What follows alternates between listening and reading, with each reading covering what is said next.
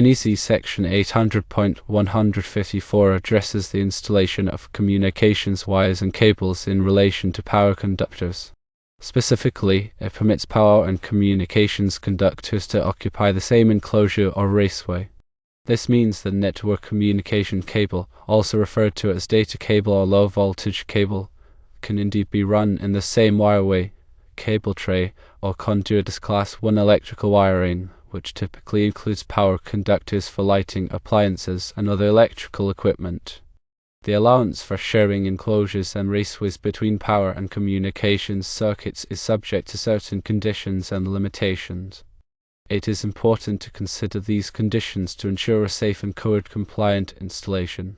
One key requirement is that the power and communications circuits, while permitted to share the same physical space, shall not be electrically connected within that enclosure or raceway.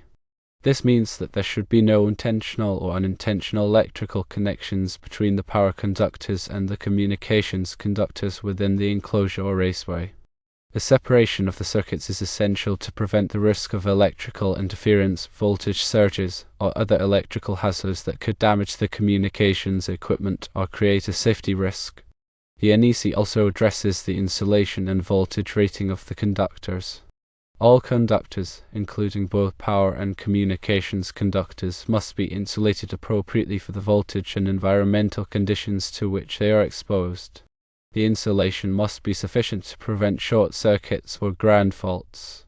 The power conductors must be insulated in accordance with the requirements of Chapter 3 of the NEC, which covers wiring methods and materials. The communications conductors must be insulated in accordance with the requirements of Article 800, which covers communication circuits. In addition to the insulation requirements, the NEC also addresses the ampacity of the conductors. The ampacity of a conductor is the maximum current that it can carry continuously without exceeding its temperature rating. The ampacity of the power conductors must be sufficient to carry the load that they are intended to serve. The ampacity of the communications conductors must be sufficient to carry the signals that they are intended to transmit. When determining the ampacity of conductors in a shared enclosure or raceway, it is important to consider the effects of conductor bundling. When conductors are bundled together, they generate more heat than they would if they were installed individually. This is because the heat generated by each conductor is trapped by the other conductors. The NEC provides ampacity adjustment factors for conductor bundling in Table 310.15 Corn. These adjustment factors reduce the allowable ampacity of the conductors based on the number of conductors in the bundle. The NEC also addresses the grounding and bonding of electrical systems. Grounding and bonding are essential for preventing electrical shock hazards and ensuring the proper operation of electrical equipment. The power conductors must be grounded in accordance with the requirements of Article 250 of the NEC, which covers grounding and bonding.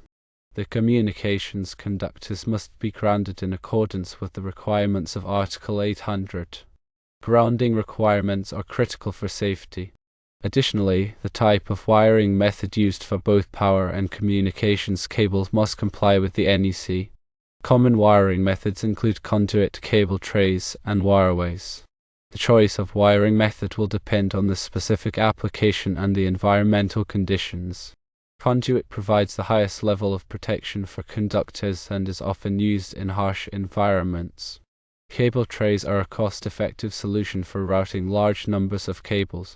Wireways are similar to cable trays but are enclosed, providing additional protection. In summary, while the NEC permits power and communications conductors to share the same enclosure or raceway under Section 800.154a, several factors must be considered.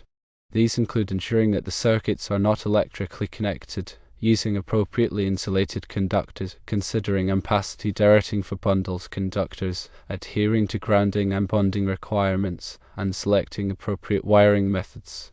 Careful attention to these factors will ensure a safe and code-compliant installation. Also, remember to always consult the latest edition of the National Electrical Code for the most up-to-date requirements and to seek the advice of a qualified electrical inspector or engineer to ensure compliance with all applicable codes and regulations. It's also important to note that local codes and regulations may have additional requirements or restrictions that must be followed.